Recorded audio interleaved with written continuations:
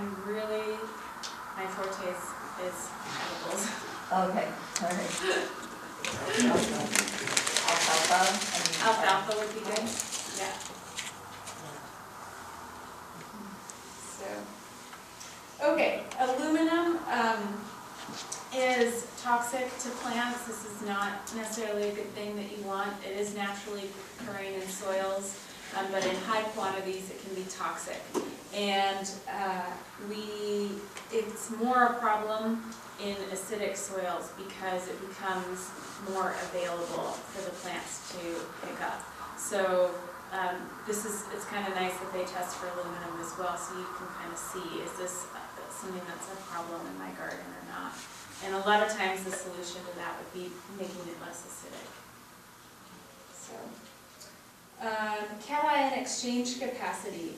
So this is one of those really technical terms. It's basically the total number of cations that a soil is capable of holding at a given pH value, and they're available for exchange with the soil solution. So it's basically a measure of fertility. So the higher your cation exchange capacity is, the more fertile your soil is. And the things that really affect your cation exchange capacity or that contribute to it is organic matter is really good at holding cations, and then clay. So if you don't have very much clay in your soil, it might be a good idea to find some clay and make a slurry out of it and put it into your compost, and then put that onto your garden, or just put it straight onto your garden. But kind of putting it in the compost first, it actually helps your compost. The clay will absorb those cations from your compost, and it will make your compost more potent. So even if you don't have a problem with not very much clay, it's still a good idea to add it to your compost. So like from the beach, that kind of clay? Yeah, wherever you could, whatever. I don't know that many places in town that have a clay. Yeah. Are you talking like maybe like by the Connect River, you know? that- Well, the Connect River is silt. Okay. So we're looking for something more closely resembling like potter's clay. Oh, So, Along the shore on the beach down by the coastal trail. You can Is- find also, clay. is okay. clay, okay. Point warns up. Yeah, even in town. There's a street called Clay Products. And I think they used to mine it out there. Oh, yeah, that's interesting, huh? Yeah, and I've heard that there's some places down by Potter's Marsh that has a lot of clay. So you might want to just check around town, talk to some people, see if you can find some. And if you know a potter where they, a lot of times they have like junk pots, and they are slurry, that would be great to use too. Kind of a waste product that you can put to good use in your garden.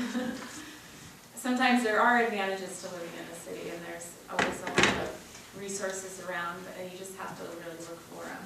So. Cool.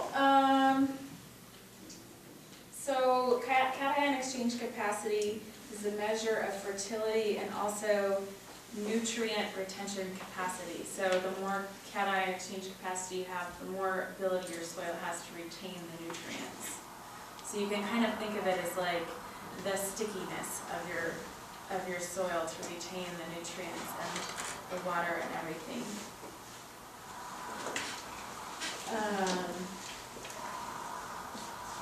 Okay, and then percent-based saturation. So this is basically a measure of how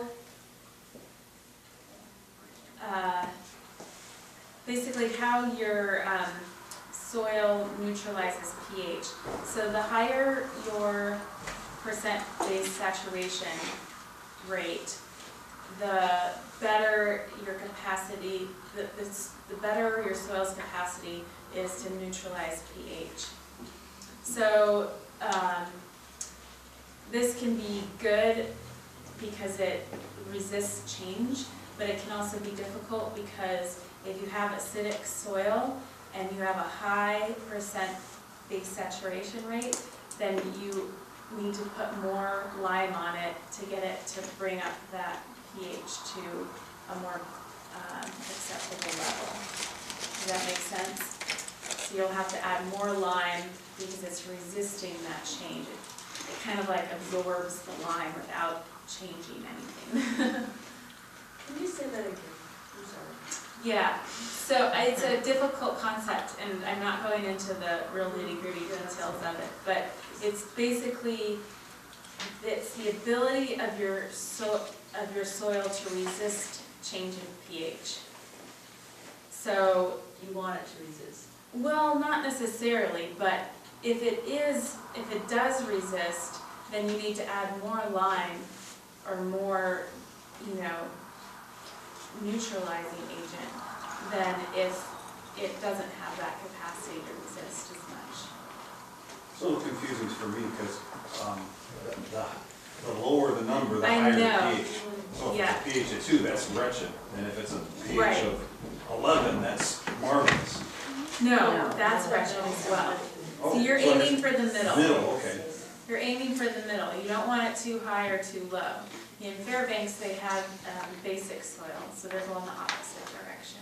It's actually easier to raise your pH to an acceptable level if your pH is too low than it is to bring it down.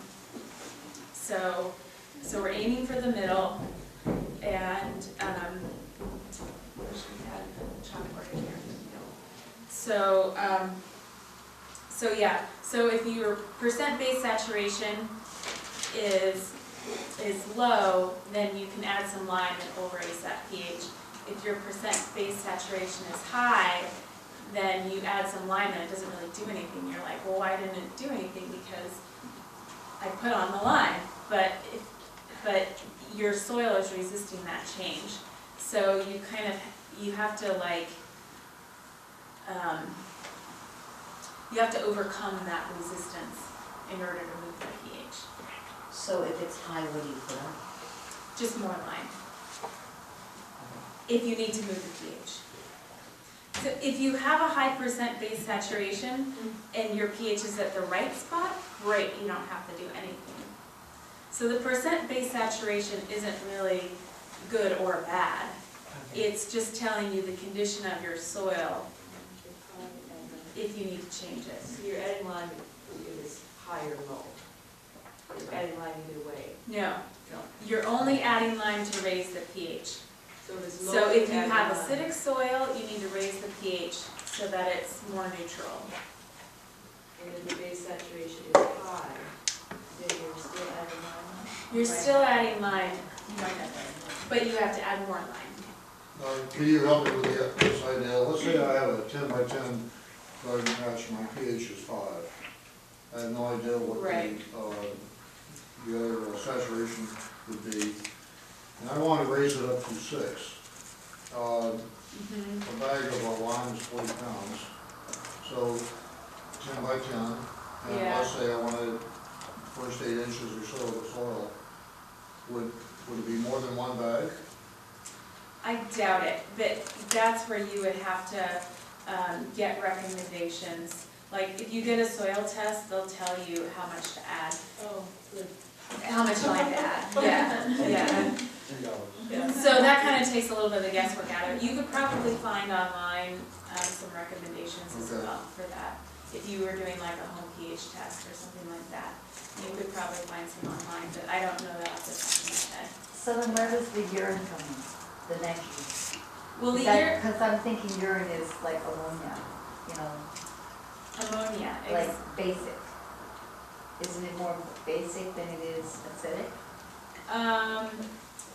I think so, but I don't think that would affect your soil pH.